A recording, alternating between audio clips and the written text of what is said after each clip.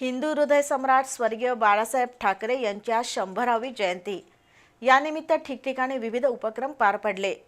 ठाकरे आणि शिंदे गट शिवसेनेच्या वतीने स्वर्गीय बाळासाहेब ठाकरे यांच्या प्रतिमेचं पूजन करून अभिवादन करण्यात आलं।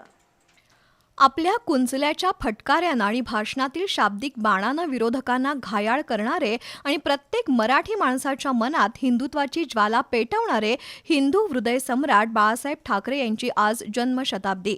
या निमित्त महाराष्ट्र रिक्षाचालक सेनेच्या वतीनं स्वर्गीय बाळासाहेब ठाकरे यांच्या फोटोचं पूजन करून अभिवादन करण्यात आलं। यावेळी किरण पडवळ, चंद्रकांत भोसले, राजेंद्र जाधव, संदीप जगताप, नितीन वगदे, राजू कापूसकर, श्रीकांत पोवार, गणेश कुलकर्णी, सचिन कळेकर आणि शिवसैनिक उपस्थित होते।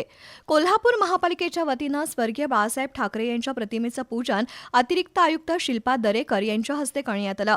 यावेळी नगर सचिव सुनील बिद्रे, यशपाल सिंग राजपूत, तुषार भरसट, दादाभाऊ साबळे, अरुण जमादार उपस्थित होते। स्वर्गीय बाळासाहेब ठाकरे यांच्या स्मरणार्थ राजारामपुरीतील तारराणी विद्यापीठ जवळ शक्तीस्थळ उभारण्यात आलंय। आमदार राजेश क्षीरसागर यांच्या हस्ते या स्मारकाचं पूजन करण्यात आलं। यावेळी आमदार क्षीरसागर यांनी स्वर्गीय ठाकरे यांच्या आठवणींना उजाळा दिला।